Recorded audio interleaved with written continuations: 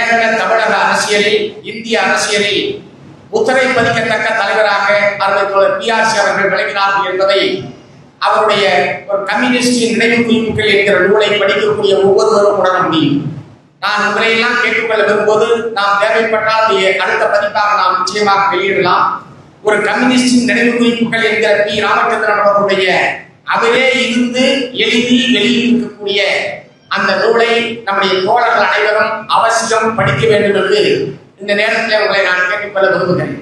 இங்கே நம்முடைய தலைவர்கள் பேசிய பல விஷயங்களும் அவருடைய எப்படிப்பட்ட தலைவராக அவர் சிறந்து விளங்கினார், எப்படிப்பட்ட அமைப்பாளராக, தத்துவ ஆசிரியராக, ஊழியர்களை உருவாக்குகிற மிகச்சிறந்த ஒருவராக அவர் எப்படி விளங்கினார் என்பதை எல்லாம் அவருடைய ஒரு கம்யூனிஸ்ட் நினைவு குறிப்புகள் என்கிற அந்த நூலிலே ஒவ்வொன்றுக்கும் உதாரணத்தோடு மிகச்சிறப்பாக அவர் பதிவு செய்திருக்கிறார். அவர் இன்னமும் நிறைய பதிவு செய்வதற்கான வாய்ப்பு இருந்திருக்கும். ஏன்னா ஒரு பொது வாழ்க்கையில் ஏறத்தாழ ஒரு 68 ஆண்டு காலம் ஒரு மனிதர் வாழுகிறார். மாணவர் தலைவராக, கட்சியினுடைய தலைவராக, விவசாய சங்க தலைவராக, தொழிற்சங்க தலைவராக, வாலிபர் இளைஞர் அமைப்புகளை உருவாக்குகிற கட்சியின் சார்பில் அதற்கு பொறுப்பாளராக, அகில இந்திய அமைப்பில் நம்முடைய கட்சி திட்டம், மேம்படுத்தப்பட்ட கட்சி திட்டம் உருவாக்கப்பட்ட போது அந்த கட்சி திட்டத்தை உருவாக்குவதற்கான குழுவில் ஒருவராக இருந்து அந்த மேம்படுத்தப்பட்ட கட்சி திட்டத்தை உருவாக்கிய மிகச்சிறந்த உறுப்பினர்களில் ஒருவராக, இப்படி ஏராளமான எண்ணற்ற பணிகளை அருமை தோழர் PRC அவர்கள் செய்திருக்கிறார். இப்போது போல டிபார்ட்மெண்ட்லாம் அப்ப கிடையாது. டிபார்ட்மெண்டா பிரிச்சு வேலை செய்யறதில்ல. தொழிற்சங்க தலைவர் தான் தொழிற்சங்கத்தை மட்டும்தான் பார்ப்பாங்க. வேற எந்த ஒரு சங்கத்துல என்ன நடந்தாலும் அந்த பக்கம் எட்டி பார்க்க மாட்டாங்க. அதான இப்ப நம்ம பண்ணிட்டு இருக்கிறோம். அது விவசாய சங்க தலைவர் தான் விவசாய சங்கத்தை மட்டும் தான் பார்ப்பாங்க. விவசாய தொழிலாளி சங்கத்துல ஏதாவது நடந்தா கூட எட்டி பார்க்க மாட்டாங்க. ஆனால் அப்போது இருந்த தலைவர்கள் தோழர் TK இருக்கிறார்கள், தோழர் G. ரத்னவேல் போன்ற தலைவர்கள் இங்கே இருக்கிறார்கள், தோழர் SN துரைராஜ் இருக்கிறார்கள், அல்லது தோழர் PRC போன்றவர்கள். இவர்கள் எல்லோருமே அப்போது இருந்த தலைவர்கள் எல்லா வேலைகளும் இழுத்து போட்டுக் கொண்டு செய்யக்கூடியவர்களாகவும், அது எந்த பகுதியினர் போராடினாலும் அதற்கு தாமை ஏற்பது, வழிநாட்டுவது, களத்திலே போய் நிற்பது என்கிற முறையிலே தான் கடந்த காலத்தில் இருந்த தலைவருடைய பணியெல்லாம் இருந்திருக்கிறது. ஆகவேதான் அன்றைக்கு கட்சி உறுப்பினர் எண்ணிக்கை எவ்வளவு குறைவாக இருந்தாலும் பல்லாயிரக்கணக்கான வெகுஜனங்கள் கட்சியின் தலைமையில் திரளுகிற ஒரு அமைப்பாக தமிழகத்திலே கம்யூனிஸ்ட் கட்சி, மார்க்சிஸ்ட் கம்யூனிஸ்ட் கட்சி விளங்கியது என்று சொன்னால் இந்த தலைவர்களுடைய வெகுஜன செல்வாக்கு, வெகுஜனங்கள் மத்தியில் இவர்கள் ஆற்றிய பணி, இவர்களுடைய பணிக்கு மக்கள் மத்தியிலே கிடைத்த மாபெரும் அங்கீகாரம் தான் பல்லாயிரக்கணக்கான மக்களை நம்முடைய கட்சிக்கு பின்னால் அணிதிரண்ட வைத்தது. அதன் விளைவாகத்தான் ஏராளமான சட்டமன்ற உறுப்பினர்கள், பாராளுமன்ற உறுப்பினர்கள் இப்படியெல்லாம் அதிக எண்ணிக்கையில் இருந்ததற்கான அடிப்படையான காரணம் நம்முடைய வெகுஜன செல்வாக்கு மிக அடிப்படையானது. அதிலே இந்த தலைவர்களுடைய மகத்தான பணியும் பங்களிப்பும் சரித்திரத்தில் என்றென்றும் இடம்பெறத்தக்கது என்பதை நான் இந்த நேரத்திலே குறிப்பிட்டு சொல்ல விரும்புகிறேன். அதை போலவே இன்றைக்கு சாதி ஆணவ கொலைகளை பற்றி எல்லாம் நாம் பேசிக் கொண்டிருக்கிறோம். ஆனால் ஒரு 60-68 ஆண்டுகளுக்கு முன்பாகவே, 1900 கிட்டத்தட்ட ஒரு 70 ஆண்டுகளுக்கு முன்பாகவே சாதி மறுப்பு திருமணத்தை செய்து கொண்டவர்கள் தோழர் P. ராமச்சந்திரன் அவர்களும் அம்மா ஜானகி அவர்களும். இப்ப ஏதோ அதெல்லாம் பெரிய சரித்திர சாதனையாகவும் முற்போக்காகவும் புரட்சிகரமானது என்றும் அதையெல்லாம் நாம் பேசிக் கொண்டிருக்கிறோம். ஆனால் கம்யூனிஸ்ட் தலைவர்கள் பலரும், தோழர் உமானார், தோழர் பப்பா உமானார், தோழர் N. சங்கரையா, அவருடைய துணைவியார் தோழர் ஜானகி, தோழர் PRC, இந்த மாதிரி ஏராளமான தலைவர்கள், தோழர் P. ராமமூர்த்தி, இந்த மாதிரியான ஏராளமான தலைவர்கள் அந்த காலத்திலேயே சாதி மறுப்பு திருமணம், மதவெறிப்பு திருமணம் என்பதை ரொம்ப இயல்பான ஒன்றாக, அதற்கு ஒன்று பெரிய இதெல்லாம் அவங்க ஒன்று பண்றாங்க, ரொம்ப இயல்பான ஒன்றாக கம்யூனிஸ்டுடைய வாழ்க்கையே நடத்தி காண்பித்தவர்கள் நாம். அந்த வகையில், அந்த வரிசையில் தோழர் ஜானகி அம்மா அவர்களுடைய பங்களிப்பும், தோழர் PRC பற்றி பேசுகிற போது தோழர் ஜானகி அம்மா அவர்களை பற்றி நாம் பேசாமல் இருக்க முடியாது. அது 1976ஆம் ஆண்டு அவசர நிலையை பற்றி இங்கே சொன்னார். அவசர நிலை திமுக ஆட்சி கலைக்கப்பட்டு விட்டது. ஆகவே எந்த நேரத்தில் கைது செய்யப்படலாம் என்பதுதான் நிலைமை. PRC அம்மாவிடம் சொல்லுகிறார், இந்த மாதிரி திமுக ஆட்சியை கலைச்சிட்டாங்க, அநேகமாக அடக்குமுறை துவங்கலாம், கைது செய்யப்படலாம், நான் காலையில் கிளம்புகிறேன் என்று சொல்லுகிறார். இரவு சொல்லுகிறார், காலையிலேயே நான் புறப்படலாம் இருக்கிறேன். அம்மா சொல்லுகிறார், காலையில வேணா, உடனே கிளம்புங்க. அவர் எவ்வளவு சரியாக அந்த அவசர நிலை பிரகடனத்தையும் திமுக ஆட்சி கலைக்கப்பட்ட நிலையில் எவ்வளவு கொடூரமான அடக்குமுறையை காவல்துறை ஏவும் என்பதையும் உணர்ந்திருந்த காரணத்தினால் நீங்க உடனே கிளம்புங்க, காலையில எல்லாம் உடம்பு வேணாம், உடனே கிளம்புங்க என்று சொல்லி அவரை கிளப்பி அனுப்புகிறார். சரியா காலம் 3 மணிக்கு வந்து போலீஸ்காரர்கள் கதவை தட்டுறார். ஒருவேளை பிஆர்சி காலையில் செல்வது என்று அவர் எடுத்த முடிவை அடிப்படையில் இருந்திருந்தாரானால் அவர் தலைமறைவாக செல்வதற்கான வாய்ப்பே இல்லாமல் அப்போதே அந்த இரவே அவர் கைது செய்யப்படுவதற்கான எல்லா விதமான வாய்ப்புகளும் இருந்தது. அதே மாதிரி அம்மா அவர்களுடைய வாழ்க்கையில மிக முக்கியமான ஒரு நிகழ்வு மனிதர்கள் விழிப்படையும் போது என்கிற அந்த புத்தகத்தை எத்தனை பேர் நீங்கள் படித்திருக்கீர்கள் என்று தெரியும்.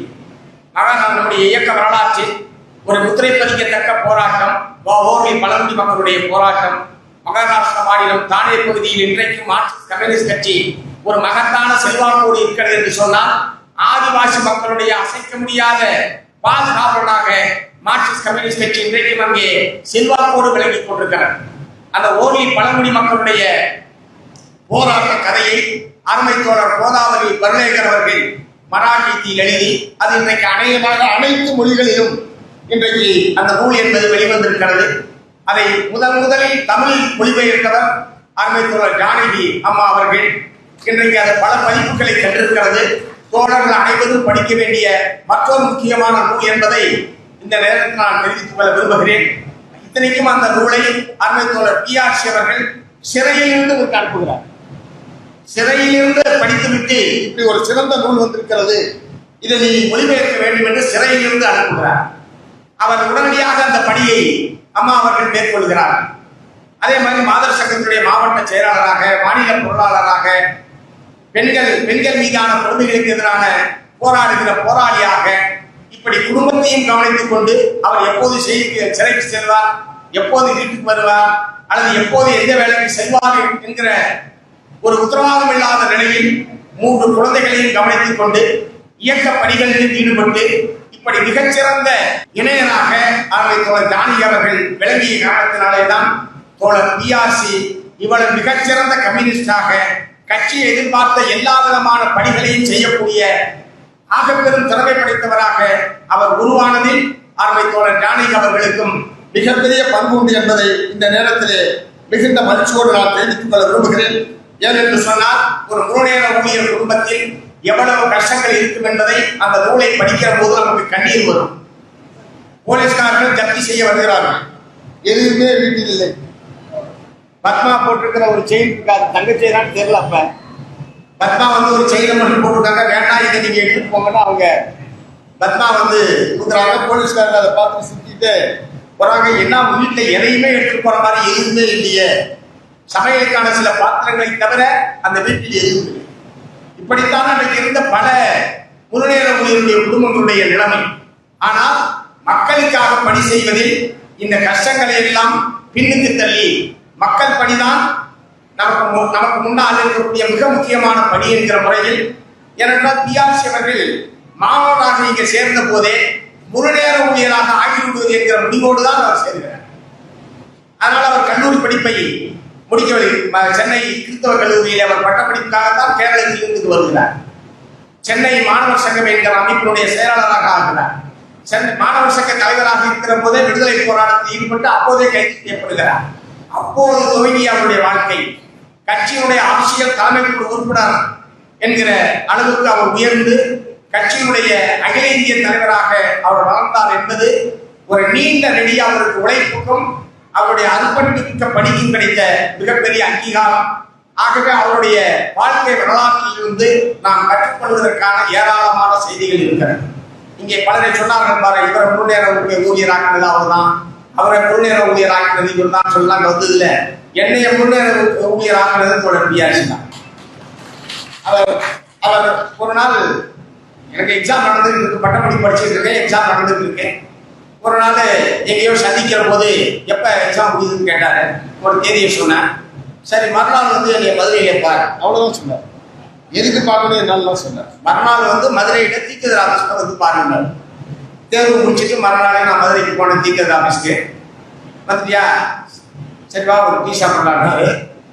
அந்த தீக்கதர் ஆபீஸ் அந்த ரோட்டு மேல ஒரு சின்ன டீ கடை, ஒரு கூறப்பட்டாய ஒரு டீ கடை, இப்ப இருக்கிற மாதிரி இல்லை, கூறப்பட்டாய ஒரு டீ கடை. 2 பேத்துக்கு ஒரு டீ 2 பேத்துக்கு டீ வாங்கினாரு.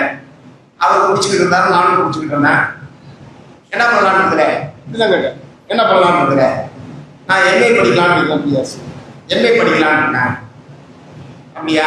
நல்ல யோசனை தான். எம்ஏ வந்து கரஸ்பாண்டன்ஸ். என்னுடைய விருப்பத்தை வந்து அவர் மறுக்கல. எம்ஏ வந்து கரஸ்பாண்டன்ஸ்ல படி. உன்னை வந்து முழுநேர ஊழியராக இருக்கிறது கட்சி முடிவு பண்ணிருக்கு. 250 ரூபா அலவன்ஸ். அவ்வளவுதான். அதாவது சில நொடிகளில் நான் முழுநேர ஊழியர் ஆவதா இல்லையா என்று விருப்பத்தெல்லாம் கேட்கல. ஒருவேளை என்னை பற்றிய மதிப்பீடு அவருக்கு அப்படி இருந்திருக்காங்க. என்னுடைய விருப்பத்தெல்லாம் கேட்கல. இப்படிதான் சொன்னார். கட்சி மாநில குழு முடிவு பண்ணிருக்கு. அதனால முழுநேர ஊழியரை உன்னை எடுக்கிறது 250 ரூபா மாத அலவன்ஸ் வரட்டுமா? சரிங்க தோழர், இவ்வளவுதான் நானும் சொன்னேன். நான் இப்போது அப்படியெல்லாம் ஊழியர்களை நம்மால் தேர்வு செய்வது ரொம்ப கஷ்டமா இருக்கு. பல தோழர்களை முழுநேர ஊழியராக வர வேண்டும் என்று கட்சி விரும்பக்கூடிய தோழர்களை வர வைப்பதற்காக பெரும் முயற்சிகள் எடுக்க வேண்டும். அப்போதெல்லாம் இப்படித்தான் பல தோழர்கள் வந்திருக்கிறார்கள். இப்ப சொன்னார்ல பெரிய குமாரவே, வருவாய்த்துறையில் வேலை செய்து கொண்டிருந்த ஒருவரை வேலையை விட்டுட்டு வந்தாங்க. அல்லது பல்வேறு தொழிற்சாலைகளில் வேலை செய்து கொண்டிருந்த தோழர்களை விட்டுட்டு வந்தாங்க. அவர்களுக்கு உமாநாத் அடிக்கடி சொல்லுவார், நீ சக்கை அணைத்து பிறகு வந்து என்ன பண்றது கட்சிக்கு? ஓய்வு பெற்ற பிறகு பல தோழர்கள் வருகிறார்கள் அல்லவா? அவர்களை பற்றி ஒரு உமாநாத் அவர்கள் சொல்வது, சக்கை அணைத்து பிறகு கட்சிக்கு வந்து என்ன பண்ண போற? கட்சிக்கு எப்ப தேவைப்படுகிறதோ அப்போது வர வேண்டும் என்கிற முறையில தான் இப்படி ஊழியர்களை அடையாளம் கண்டு குறிவைத்து எனக்கு எக்ஸாம் முடிஞ்சு ஒரு நாள் கூட ஒரு விடல. நீங்க அப்பனா எப்ப திட்டமிட்டு யோசிங்க. எக்ஸாம் முதல் நாள் முடியுது, முதல்ல கேட்டுக்கிட்டாரு என்னைக்கு முடியுதுன்னு. கரெக்டா இதுக்காக மதுரைக்கு வருகிறாரு. இதற்காக சென்னையிலிருந்து மதுரைக்கு வந்து ஒரு இந்த இதற்காக அன்னைக்கு அவர் ஒன்று வேற வேலை எதுன்னு வச்சுக்கலாம். இதுக்காகத்தான் அவர் மதுரைக்கு வருகிறார். சென்னையிலிருந்து மதுரைக்கு வந்து சில நொடிகள் பேசுவதற்காக அவ்வளவு மெனக்கிட்டு வந்து உறுதி செய்துவிட்டு அவர் சென்றார்.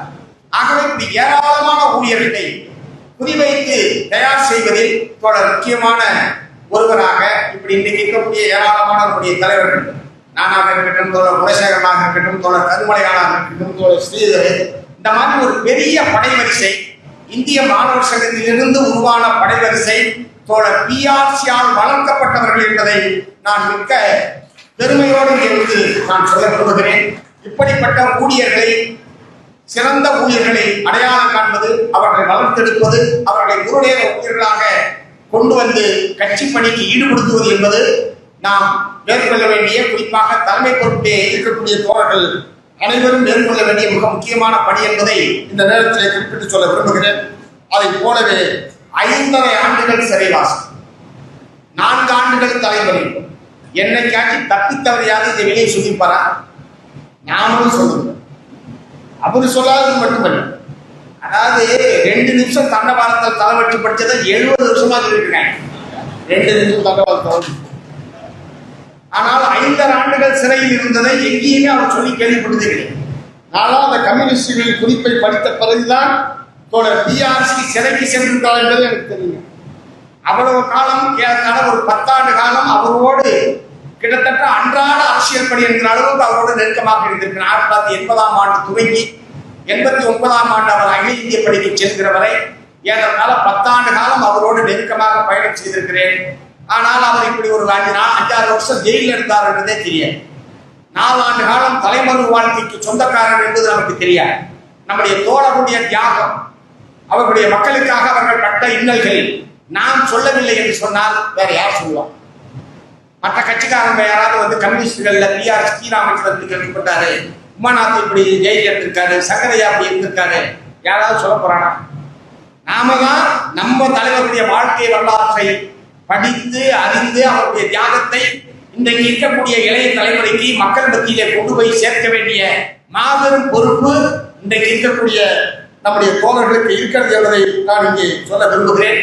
இன்னொன்றையும் சொல்லணும். அவர் கடுமையான வறுமையை பற்றியெல்லாம் சொன்னார். அவருக்கு ஒரு அற்புதமான வாய்ப்பு கிடைக்கிறது. கேரளத்திலே போயிருக்கிறார். லிங்க் என்கிற ஒரு ஆங்கில பத்திரிகையினுடைய கேரள மாநில நிருபராக வந்தால் மாதம் 800 ரூபாய், அநேகமாக 1952-53 இருக்கலாம். 1952-53 மாதம் 800 ரூபாய் சம்பளம்னா எவ்வளவு யோசிச்சு பாருங்க. ஒரு 75 வருஷத்துக்கு முன்னாடி மாதம் 800 ரூபாய். அந்த லிங்க் பத்திரிகையுடைய ஆசிரியர் இவரை தொடர்பு கொண்டு, உனக்கு நல்ல ஆங்கில புலமை இருக்கிறது, ஆகவே கேரள மாநிலத்துக்கு ஒரு நிருபர் தேவைப்படுகிறார். பொருளாதார ரீதியாக நீங்கள் சிரமத்தில் இருக்கிறீர்கள். நீங்கள் இந்த வேலையை ஏற்றுக்கொண்டால் மாதம் 800 ரூபாய் சம்பளம். இவர் யோசிக்கிறார், குடும்பமா முழுநேர ஊழியரா? ஏன்னா ஸ்டூடெண்டா வரும்போதே முழுநேர ஊழியராக அவர் உறுதி பண்ணிட்டார். கடைசியாக கட்சி பணி, கட்சியினுடைய முழு நேர ஊழியர் ஆகுவது என்றுதான் அவர் முடிவெடுக்கிறார். அந்த மிகச்சிறந்த வாய்ப்பை வேண்டாம் என்று மறுக்கிறார். இதெல்லாம் நீங்க யோசிச்சு பாருங்க. இப்படி எத்தனை பேரால் இப்படிப்பட்ட வாய்ப்புகளை எல்லாம் உதர முடியும்? ஆகவே இந்த மிகச்சிறந்த முழு உதாரணங்களை படைத்தவராக அருமை தோழர் பிஆர்சி அவர்கள் விளங்கி இருக்கிறார்கள் என்பதை நான் இங்கே குறிப்பிட்டு சொல்ல விரும்புகிறேன். ஆகவே பிஆர்சியுடைய வாழ்க்கை வரலாறை, அது பிஆர்சி மட்டுமல்ல, நம்முடைய மறைந்த மகத்தான தலைவர்களுடைய பல்வேறு தலைவர்களுடைய வாழ்க்கை வரலாறுகளை நாம் முழுமையாக படிப்பதும் அதை பகிர்வதும் இன்றைய தலைமுறைக்கு இவர்களுடைய தியாக வாழ்க்கையை எடுத்துச் செல்வது என்பதும், அவர்களைப் போல் நாமும் வாழ வேண்டும், அவர்களைப் போல் மிகச்சிறந்த தலைவர்களாக, ஊழியர்களாக, மக்கள் நலனில் அக்கறை கொண்ட, மக்களால் அங்கீகரிக்கப்பட்ட தலைவர்களாக நாமும் வாழ வேண்டும் என்கிற முறையில் நம்முடைய தோழர்கள் அனைவரும் செயல்பட வேண்டும். நிச்சயமாக பிஆர்சி எப்படி ஏராளமான தலைவர்களை உருவாக்கிய தலைவராக அவர் விளங்கினாரோ, அதை போல ஏராளமான ஊழியர்களையும் தலைவர்களையும் உருவாக்குவது என்பது இன்றைய கட்சியினுடைய மிக அவசிய தேவை. அந்த பணியை நிறைவேற்ற வேண்டும் என்று கேட்டு மிகச் சிறப்பான முறையில் இந்த நிகழ்ச்சியை ஏற்பாடு செய்த திருச்சி மாநகர புறநகர் மாவட்ட குழுக்கள் உண்மையிலே மிகச்சிறந்த முறையில் விளம்பரம், பிரச்சாரம், ஒரு பிரம்மாண்டமான அரங்கம், இப்படி ஒரு பெருந்திரளான தோழர்கள் கலந்து கொள்ளக்கூடிய வகையில் மிகச் சிறப்பாக ஏற்பாடு செய்த அனைத்து மாவட்ட குழுக்களுக்கும் கட்சியின் மாநில குழுவின் சார்பில் பாராட்டுகளை தெரிவித்து நிறைவு செய்கிறேன். வணக்கம்.